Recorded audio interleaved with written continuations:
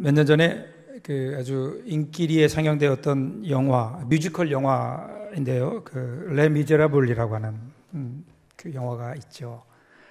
사실은 이 영화는 그 빅토르 위고라고 하는 사람이 쓴 소설을 각색한 겁니다.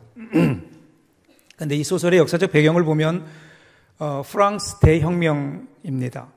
프랑스 대혁명, 시민혁명이었죠. 그동안 유럽을 지배하고 있었던, 유럽을 지탱해 왔던 그 귀족 중심의 구체제가 무너지게 되고 근대 시민사회의 기초를 세운 그런 시민혁명의 시기입니다. 약 60년간 정도 진행되는데 프랑스의 대격변의 시대였습니다.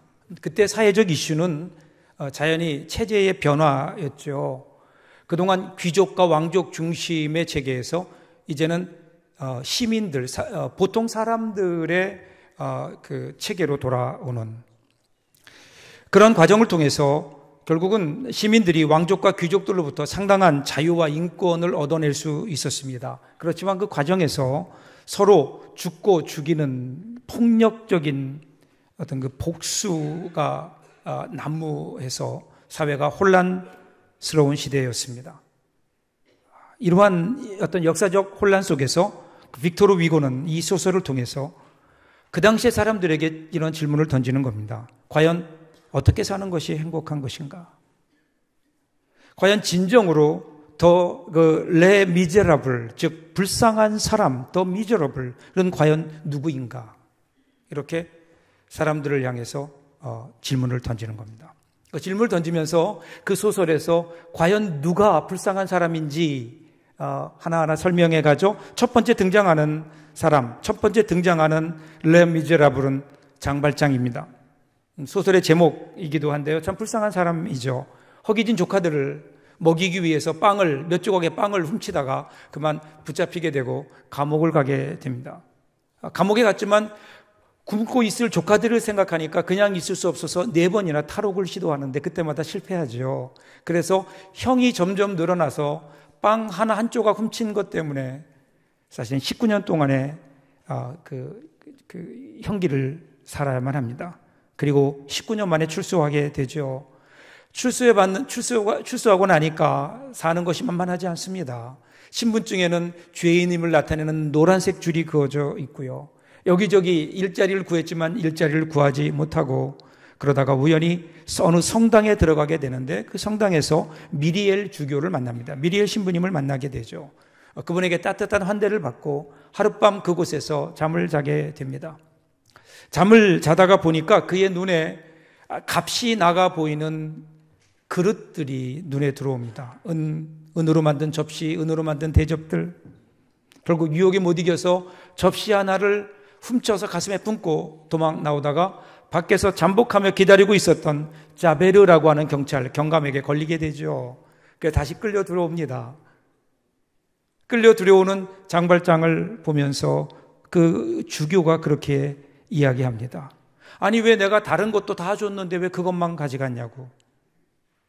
그리고 그 경감을 돌려보낸 다음에 그때 그 주교가 장발장에게 던진 그 말 한마디가 참 인상적이었습니다. 나의 형제 장발장, 그대는 이제 악에 속한 자가 아니라 선에 속한 자입니다. 그 말에 그는 무너집니다. 거기서 회심합니다. 그의 영혼에 새로운 사랑의 불꽃이 지펴졌고요. 그 이후에 그는 약속한 대로 사람을 살리는 일들 그리고 선한 일들을 하며 자신의 삶을 살아갑니다. 또 한 사람이 등장하죠. 아까 소개했던 자베르라고 하는 경감입니다. 그는 경찰입니다. 그는 끝까지 장발장을 믿지 않았습니다. 그가 주장했던 것은 정의였습니다. 정의, 불의가 아니라 정의를 추구했던 사람. 그런데 그 정의 때문에 사실은 장발장을 끊임없이 의심하고 그리고 장발장을 용서하지 못합니다. 그 이후에도 보면요, 이 자베르 경감은 계속해서 법과 정의의 이름으로 이 장발장을 의심하고 끝까지 추적하게 되죠. 그리고 때로는 죄인으로 막 몰아세우기도 합니다. 그런데 그럴 때마다 장발장은 용서받은 한량없는 그 은혜의 마음으로 그를 용서하고 죽음에서 그를 구해주기도 합니다. 그 장발장의 삶을 보면요, 그 은혜, 용서받은 은혜 때문에 감사하며 그렇게 한평생을 살다가 편안한 가운데 세상을 떠나게 되지요. 그 반면에 자베르 경감은 자신이 그렇게 살아왔던, 자신이 옳다고 주장했었던 정의, 그 정의를 따라 살다가 어느 순간 그것이 헛된 것을 깨닫고 더 이상 인생을 지탱할 힘이 없어지니까 결국 그는 자살하게 됩니다. 이러한 이야기를 하면서 빅토르 위고는 과연 누가 레 미제라블인가? 이렇게 묻고 있는 겁니다. 누구일까요? 과연 어떻게 살아야 행복한 삶을 살 수 있을까요? 오늘 우리는 행복을 얘기하면서 오늘 혹시 우리가 불쌍한 사람, 즉 레 미제라블의 삶을 살고 있는 것은 아닌가? 이런 질문을 가지고 오늘 말씀을 한번 여러분 보십시오. 오늘 말씀은 바벨론 포로로 잡혀갔던 이스라엘 백성들이 70년 만에 풀려 나왔어요. 풀려 나와서 그들이 다시 돌아와서 예루살렘 성전을 재건합니다. 성벽도 이제 어느 정도 보수해서 모양은 갖추었습니다. 그리고 그들은 새로운 이스라엘을 꿈꿉니다. 새로운 예루살렘을 꿈꿉니다. 미래를 바라봅니다. 어떻게 해야 될까? 그 꿈을 가지고 과연 어떻게 지금까지 왔는지 과거를 돌아보고 있는 겁니다. 과거에 역사하셨던 그 하나님, 미래는 과거를 통해서 미래를 향해 나아갈 수 있기 때문에 미래의 역사를, 과거의 역사를 보면서 그들은 미래를 꿈꿉니다. 그런데 그들의 과거, 그들이 돌아본 그들의 삶의 과거에 나타난 첫 번째 모습은요, 그것은 은혜였습니다. 자, 오늘 어떻게 시작해? 23절 보십시오. 주께서 그들의 자손을 하늘의 별같이 많게 하시고 전에 그들의 열조에게 들어가서 차지하라고 말씀하신 땅으로 인도하여 이르게 하셨으므로, 이렇게 나옵니다. 그 자손들이 하늘에 별같이 많게 하셨고 언약하신 땅에 들어가게 하시려고 여러분, 이것은 아브라함에게 하나님께서 약속하신 것이 두 가지예요. 하나는 땅이고요, 하나는 자손입니다. 지금 그것이 이루어진다라는 겁니다. 하나님께서 그것을 이루게 하시려고 그들을 그것까지 이루게 하셨다. 우리가 이 세상을 살면서 무엇을 따라 살아야 될까요? 하나님의 약속을 따라 살아야 되는데, 하나님이 인도하시는 길을 따라가야 되는데, 때로 우리는 우리가 보기에 빠른 길, 우리가 보기에 편한 길을 찾고 있는 것은 아닌가? 하나님께서 이스라엘 백성들을 이집트에서 나오게 하셔서 가나안 땅으로 들어가게 하실 때 빠른 길은, 편한 길은 따로 있었어요. 그런데 하나님은 그 편한 길, 빠른 길이 아니라 하나님이 원하시는 길로 인도하셨죠. 그 길이 하나님의 길이고 그 길이 살리는 길입니다. 오늘 우리의 삶이 내가 보기에 빠른 길, 편한 길이 아니라 하나님이 인도하시는 그 길을 따라갈 때에 여러분, 우리 인생에 하나님이 주시는 복이 있지 않을까요? 자, 24절, 25절 보세요. 그 은혜, 하나님의 인도하심을 따라갔더니 어떤 일이 있었나요? 그 자손이 땅에 들어가서 땅을 차지하되 주께서 그 땅 가나안 주민들이 그들 앞에 복종하게 하실 때 가나안 사람들과 그들의 왕들과 본토 여러 족속들을 그들의 손에 넘겨 임의로 행하게 하시며 그들이 견고한 성읍들과 기름진 땅을 점령하고 모든 아름다운 물건이 가득한 집과 판, 우물과 포도원과 감람원과 허다한 과목을 차지하여 배불리 먹어 살찌고 주의 큰 복을 즐겨 싸우나. 하나님께서 이렇게 약속하신 것을 이루셨다는 겁니다. 그러니까 하나님은 신실하신 분입니다. 신실하다고 하는 것은 약속을 지키시는 분입니다. 그래서 구약 성경에 나오는 가장 많은 표현 중에 하나가 하나님의 열심히, 여호와의 열심히 일을 이룰 것이다 라는 겁니다. 그러니까 하나님은 그런 분이십니다. 하나님은 하나님이 일을 이루어 가십니다. 이 말씀이 얼마나 우리에게 소망이 되는지 몰라요. 왜냐하면 하나님께서 우리에게 이 일을 이루라 이렇게 말씀하셨으면 우리는 그것을 이룰 만한 능력이 없어요. 연약해요. 우리는 그것을 이룰 만한 의지도 능력도 없습니다. 그런데 하나님은 우리에게 약속하시고 그 약속을 이루어 가시는, 우리의 연약함에도 불구하고 결국은 하나님의 약속을 우리에게 이루게 하시는 그 하나님, 그 하나님의 인도하심이 있다. 결국 하나님의 은혜인 거예요. 그리고 이 하나님의 은혜는 약속을 통하여 이루어집니다. 하나님께서는 여호와 하나님은 사람들과 시시때때로 언약을 맺습니다. 그리고 그 언약을 통해서 이 땅의 역사를 이루어 가시는 거예요. 지금 이스라엘 백성들이 처음으로 보게 되는 것이 이 하나님의 언약이라고 하는 은혜인 거예요. 어떻게 그들이 바벨론 포로로 잡혀갔다가 여기까지 돌아와서 다시 예루살렘을 건설할 수 있는가? 어떻게 이런 꿈을 가질 수 있는가? 이것을 보니까 하나님의 은혜였는데 그 하나님의 은혜는 하나님의 언약에 기인하고 있다는 겁니다. 하나님의 약속을 따라, 하나님의 약속을 따라. 그래서 성경을 보면은요, 하나님을 얘기할 때 인자하심과 성실하심 그렇게 표현하고 있습니다. 하나님의 인자하심이라고 하는 것은 하나님이 우리와 더불어 언약을 맺으실 때 그 이유는 하나님의 인자하심 때문인 거예요. 하나님의 은혜인 겁니다.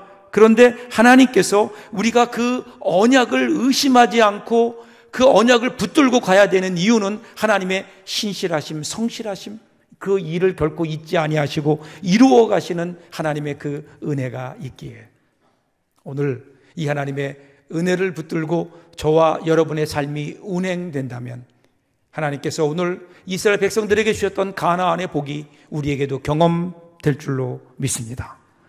자, 여기까지는 너무 좋아요. 하나님의 은혜로 말미암아 그들이 풍요로운 삶을 삽니다. 자, 그런데 그다음에 어떻게 되나요? 26절 보세요. 어떤 일이 일어나죠? 그들은 순종하지 아니하고 주를 거역하며 주의 율법을 등지고 주께로 돌아오기를 권면하는 선지자들을 죽여 주를 심히 모독하였나이다. 순종하지 않았다는 거예요. 순종하지 않았어요. 자, 보세요, 여러분. 하나님이 주신 복을 순종하지 않은 게 아니에요. 하나님이 주신 복은 다 누렸어요. 그런데 그 복을 주신 하나님은 즐거워하지 않은 거예요.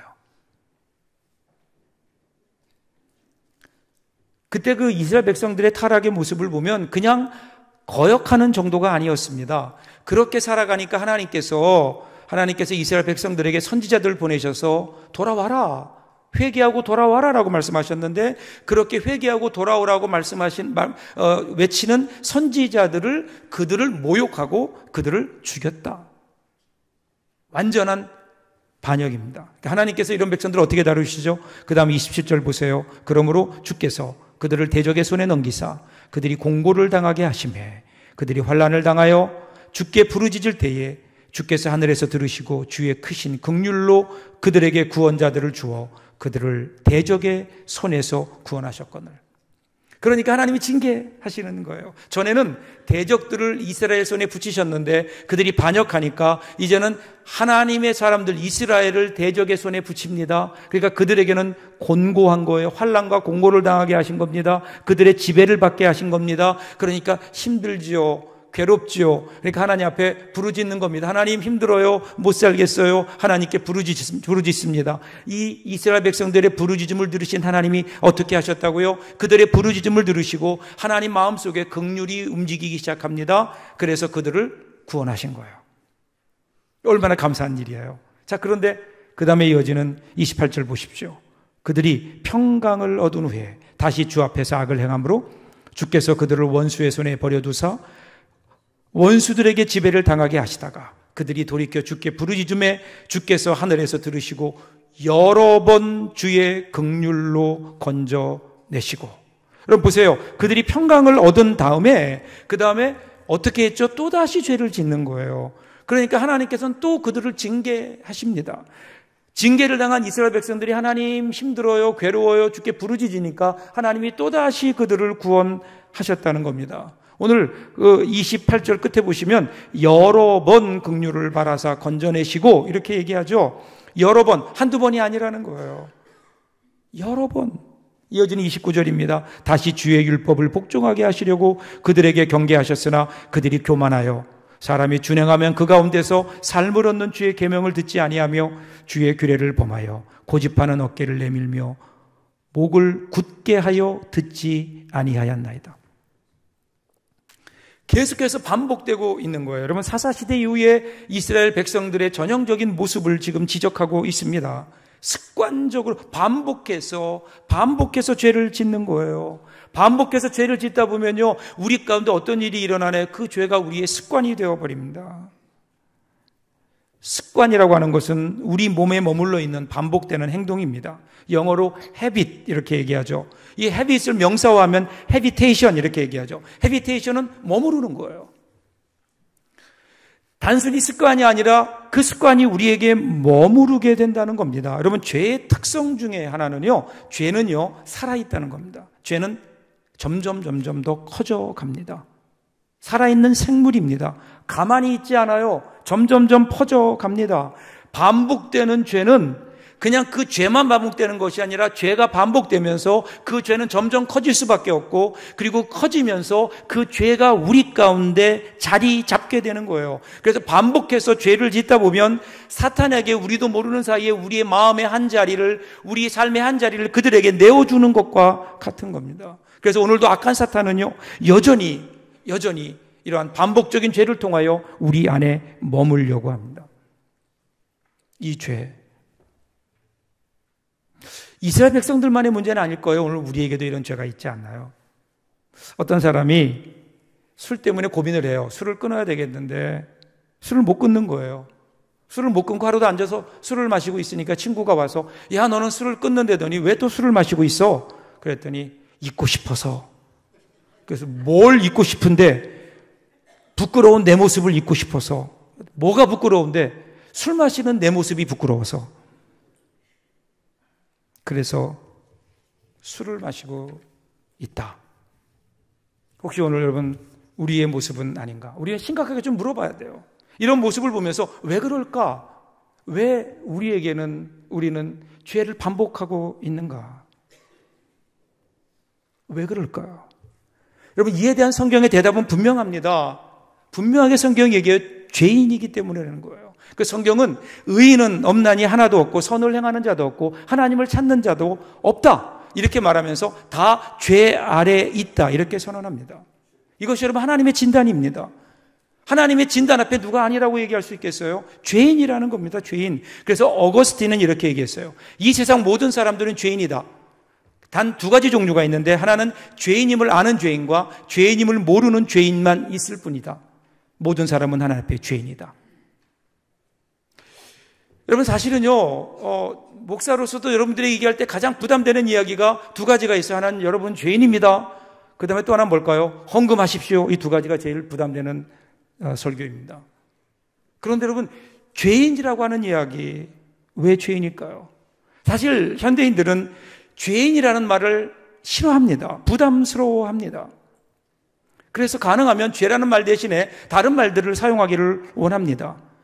우리의 죄를 합리화해서 연약함이라든가 실수라든가 약점이라든가 판단 착오라든가 이런 것들로 우리의 죄를 우리들이 대신하려고 합니다. 그럴 수 있습니다. 살다 보면 그런 일들이 분명히 있죠. 그런데 만일에 그것이 우리 삶 속에 반복된다면, 여전히 우리 가운데 그 일들이 진행되고 있다면, 그러면 한 번쯤은 우리가 왜 그런지는 생각해 봐야 하지 않을까요? 왜 내가 이렇게 살고 있는지에 대해서 한 번쯤은 진지하게 질문해야 되지 않을까요? 성경에서 얘기하는 죄 때문이라는데 과연 죄인이라는 것이 무엇인지를 여러분 고민해야 되지 않을까요? 성경에서 말하는 우리가 모두가 죄인이라고 하는 것은요, 내가 어떤 죄를 지었기 때문이 아닙니다. 내가 율법적이고 도덕적인 죄를 지었기 때문이 아닙니다. 이것은 존재론적인 죄입니다. 여러분, 우리가 살고 있는 이 지구에는 중력이라고 하는 힘이 작용하고 있어요. 그래서 존재하는 모든 물체는 이것으로부터 자유롭지 못합니다. 1726년 어느 봄날에 뉴턴이 사과나무 아래에서 어떤 친구와 차를 마시다가 우연히 떨어지는 사과를 보면서 깨달은 거예요. 그전에는 중력이 없었는데 뉴턴이 발명한 게 아니에요. 그전에도 여전히 중력의 힘은 있었는데 보이지 않고 사람들이 깨닫지 못하다가 뉴턴이 그것을 깨달은 겁니다. 보이지 않아요. 보이지 않지만 분명히 존재하는 힘이 있어요. 그게 중력이에요. 그 중력은 눈에 보이는 모든 존재들을 다 끌어당기는 힘입니다. 그런데 여러분, 중력만 있을까요? 중력이 눈에 보이는 모든 물체를 끌어당기는 힘이라면 눈에 보이지 않는 우리의 마음을 끌어당기는 힘이 있다고요. 우리 눈에 보이지 않지만 설명할 수 없지만 우리의 마음을 끌어당기고 있는 엄청난 힘이 우리가 살고 있는 이 세상 속에 있어요. 나도 모르는 사이에 끌려가 버려요. 성경은 이 힘을 죄라고 얘기하는 겁니다. 죄. 모든 사람이 죄를 범하였음에 하나님의 영광이 이르지 못하더니, 이 말씀을 보세요. 왜 우리가 사람들이 하나님의 영광을 향해 나가지 못한다고요? 왜 하나님의 영광이 이르지 못한다고요? 죄 때문에. 죄라는 힘이 우리를 끌어당기는 거예요. 마치 중력이 우리로 하여금 우리를 끌어당기듯이 죄라고 하는 힘이 우리를 끌어당겨서 그 힘을 이길 수가 없으니까 우리가 하나님의 영광을 향해 나가지 못하는 거예요. 정말 안타까운 것은 나도 모르는 사이에 그 죄의 힘에 끌려간다는 겁니다. 하나님 말씀대로 살고 싶은데, 좀 인간답게 살고 싶은데 어느 순간 돌아보면 비겁한 우리의 모습을 발견하는 거예요. 인간답지 못한 우리의 모습을 발견하는 거예요. 그러니 사도 바울이 뭐라고 뱉겠어요? 내가 원하는 바 선은 행하지 아니하고 도리어 원하지 아니하는 바 악을 행하는도다. 오호라! 나는 공고한 사람이로다. 누가 이 사망의 몸에서 나를 건져낼 수 있겠느냐? 사망의 몸, 죄에 끌려갈 수밖에 없는, 나로서도 어쩔 수 없는, 나의 능력을 뛰어넘는 강력한 힘이 우리를 끌어당기고 있다는 거예요. 그래서 우리로 죄짓게 하는, 그러기에 우리는 죄인이라고 성경은 얘기하는 겁니다. 우리가 어떤 악한 마음을 가지고 죄를 지어서 죄인이 아닌 거예요. 가만히 있으면 우리도 모르는 사이에 죄라고 하는 힘이 우리를 끌어당기기 때문에 그것을 이겨낼 수 있는 힘이 없는 연약한 오늘 우리의 모습을 가리켜서 성경은 죄인이라고요. 죄인이라고요. 그래서 여러분 보세요. 하나님께서 우리의 죄의 문제를 해결하기 위해서 하신 일이 뭔가요? 그것은 이 땅에 십자가를 세우는 일이었습니다. 예수님을 이 땅에 보내셔서 십자가를 지게 하시고 십자가를 통해서 이 땅의 죄의 문제를 해결할 수 있는 새로운 생명의 질서를, 생명의 힘을 하나님께서 이 땅에 심어 놓으셨잖아요. 세우셨잖아요. 그게 바로 십자가인 거예요. 그래서 예수님께서 우리를 위해 십자가에 죽어주심으로 우리의 죄의 문제를 해결하십니다. 우리의 죄를 대속하셨습니다. 우리의 죄를 없애시려고, 죄에 끌려갈 수밖에 없는 우리의 죄성을 없애시려고 예수님께서 이 땅에 오셔서 십자가를 지시고 대신 죽어주셨고, 그리고 거기에 새로운 생명의 능력을 힘입고 살게 하신 거 아니에요. 그래서 우리는 이 십자가를 귀하게 십자가를 바라보는 겁니다. 십자가를 바라보면서 우리는 무슨 고백을 해야 될까요? 하나님, 저는 죄인입니다. 왜 예수님께서 이 땅에 오셔서 하나님이 인간의 몸을 입고 오셔서 왜 십자가에 저토록 잔인하게 고난을 받으시고 모욕을 받으시고 죽으실 수밖에 없었는가? 그러면 그것은 나의 죄 때문이라고 하는 고백, 나의 죄에 내가 죄인이기 때문에. 여러분, 십자가를 보면서 우리가 하는 고백이 이것이 아닐까요? 그리고 그렇게 하나님 앞에 무릎 꿇을 때, 그렇게 고백하며 내가 죄인임을 고백하며 무릎 꿇을 때에, 그때 거기서 시작되는 새로운 은혜가 있어요. 하나님의 은혜가 시작되는 거예요. 30절 31절 보세요. 그러나 주께서 그들을 여러 해 동안 참으시고 또 주의 선지자를 통하여 주의 영으로 그들을 경계하시되 그들이 듣지 아니하므로 열방 사람들의 손에 넘기시고도 주의 크신 긍휼로 그들을 아주 멸하지 아니하시며 버리시지도 아니하셨사오니 주는 은혜로우시고 불쌍히 여기시는 하나님이시니이다.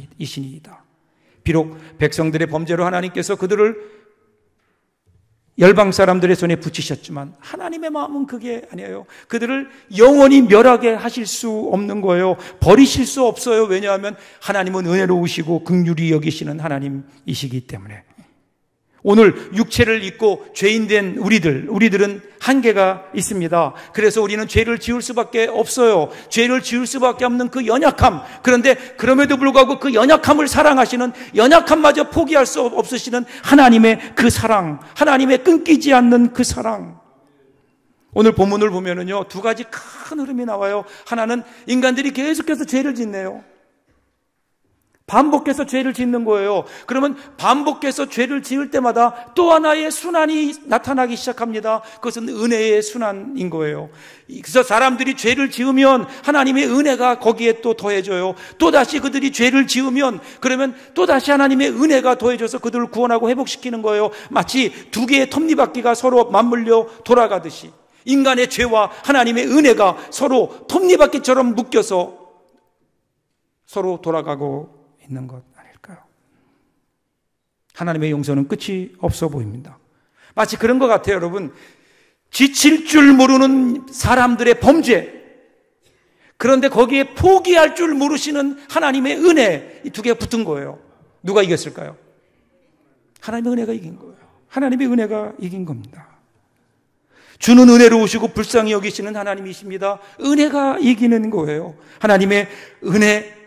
그런데 그들이 또 범죄하면 또다시 하나님의 은혜. 끊임없이 그들은 반역하고 죄를 짓지만 하나님의 은혜는 이것보다 더 크게 강하게. 그래서 그들이 지금 은혜로 돌아와 있는 거예요. 그들이 그 고백을 하는 거예요. 돌아보니 이러한 하나님의 은혜로 말미암아 여기까지 오게 된 거예요. 그들이 하나님의 범죄함으로, 하나님께 범죄함으로 바벨론의 포로로 갔지만 하나님의 은혜로 그들을 해방시켜서 다시 예루살렘으로 오게 하신, 이곳으로 오게 하신 하나님의 그 은혜를 그들이 깨달은 거예요. 그래서 이제는 어떻게 그 은혜 가운데 그 은혜를 가지고 미래를 바라보는 겁니다. 그러면서 어떻게 얘기하나? 제발 이번에는 하나님의 은혜를 쉽게 저버리지 말자. 그래 38절에 이렇게 고백하잖아요. 우리가 이 모든 일로 말미암아 이제 견고한 언약을 세워 기록하고 우리들의 방백과 레위 사람들과 제사장들이 다 임봉하나이다 하였느니라. 9장의 결론인 거예요. 이제 이들은 이 결박을 끊고 뭔가 좀 새롭게 되어지기를 원했습니다. 더 이상 반복되는 이러한 죄의 반복에 묶여 있으면 안 된다고 그들은 판단했습니다. 그래서 그들은 뭔가 하나님의 은혜를 입은 자로 거룩한 삶을 살기를 원한 거예요. 그래서 그들은 언약을 세워 기록하고 그 책에 인을 쳐서 헌신서약을 한 겁니다. 여러분 오해하지 마세요. 다시 율법으로 돌아가서 하나님 율법을 지키며 살자, 이것이 아닙니다. 이것은 하나님의 은혜를 따라 살겠습니다라고 하는 분명한 결단입니다. 하나님의 은혜가 너무 크기 때문에, 하나님의 은혜가 너무 귀하기 때문에, 그래서 하나님의 이 은혜를 헛되이 할 수 없습니다. 눈물로 다짐하는 겁니다. 하나님, 다시 내가 이 죄를 짓지 않겠습니다. 그러나 다시 이 죄를 짓는다 하더라도 저는 다시 하나님 앞에 돌아와 다시 하나님 앞에 하나님의 은혜를 힘입어 다시 힘을 내어서 결단할 겁니다. 내 힘으로 할 수 없으니까 하나님이 힘을 주셔야 되지 않겠습니까? 하나님 앞에 눈물로 다짐하는. 자, 이제 여러분 대답해 보세요. 누가 불쌍한 사람입니까? 누가 레 미제라블입니까? 죄인으로 은혜롭게 사는 길이 있고요, 의인으로 율법을 따라 사는 길이 있습니다. 인간 심연에는 두 갈래 길이 있는 것 같아요. 하나는 죄인임을 깨닫고 또 하나는 의인이 되고자 살아가는 삶입니다. 죄인임을 깨달은 길은요, 끊임없는 자기 성찰 속에 자신의 의롭지 못함을 발견하면서 하나님의 은혜를 구합니다. 하나님의 은혜를 구하며 사람들을 사랑하며 살아갑니다. 그런데 의인이 되고자 살아가는 길은 끊임없이 자기의 의를 행하려고 하다가 좌절하게 되고 다른 사람들을 정죄하면서 살아가는 삶입니다. 그러기에 전자가 복음의 길이요, 예수님께서 십자가의 구원을 보여주신 길이라면 두 번째 길은 바리새인과 가룟 유다가 보여준 길인 겁니다. 오늘 우리는 어떻게 살아야 될까요? 사랑하는 여러분, 지금 우리는 사순절을 지나고 있습니다. 우리 주님의 십자가를 묵상해 보세요. 십자가를 보면서 우리는 먼저 우리의 죄를 봅니다. 우리의 죄를 대신 지신 주님의 은혜. 우리의 죄가 얼마나 컸으면 하나님이신 그 예수님이 저렇게 고난을 당하셔야 되었을까? 우리의 죄를 보며 우리의 죄인임을 고백해야 됩니다. 그런데 여기서 끝나면 안 됩니다. 더 나가야 됩니다. 그 전능하신 하나님이 친히 십자가에 달리셔서 그 말로 다할 수 없는 고통, 그리고 죽음의 대가로 그 죽음의 대가를 치르시고 우리를 구원하시고 우리에게 주신 것이 생명인데, 그러기에 오늘 우리의 모습은 온 천하보다 귀한 것인데 하나님이 생명으로 맞바꾼 것이 오늘 우리가 살고 있는 오늘 우리의 생명인데, 정말 온 천하보다 크고 귀한 우리의 모습이어야 되는데 오늘 우리는 어떻게 살고 있는가? 여러분, 귀한 사람은요 좀 귀하게 살아야 되지 않을까요? 우리는 하찮은 존재가 아닙니다. 하나님께서 우리를 구원하시기 위해서 하나님의 생명을 치르고 우리의 생명을 주신 하나님의 놀라운 은혜 가운데 살아가는 우리들인데 왜 우리는 이 하나님의 은혜를 뒤로 한 채 마치 하나님의 은혜와는 전혀 상관이 없다는 듯이 무엇을 먹을까, 무엇을 마실까, 무엇을 입을까 아무렇게나 이 세상에서 우리의 몸을 굴리며 우리의 생각을 굴리며 세상 사람과 다를 것이 없는 삶을 살아가고 있을까요? 우리는 너무나 귀한 사람들인데 왜 말도 함부로 하고 우리의 삶을 아무렇게나 살아가고 있을까요? 귀한 사람은요, 귀하게 살아야 돼요. 하나님의 은혜를 깨달으면요, 은혜에 합당하게 살아야 되는 겁니다. 이번 사순절 기간 동안 주님의 십자가를 묵상하며 저와 여러분들에게 이 은혜가 있기를 바랍니다. 우리의 죄인임을 고백하며 하나님 앞에 나의 죄인됨을 고백하며 그러기에 우리는 주님의 은혜가 필요할 수밖에 없고 주님께 주신 그 은혜에 감격하며 은혜에 합당한 삶을 살겠습니다. 이렇게 주 앞에 고백하며 주님의 은혜로 승리하며 살아가는 저와 여러분 될 수 있기를 주님의 이름으로 축복합니다. 기도하겠습니다.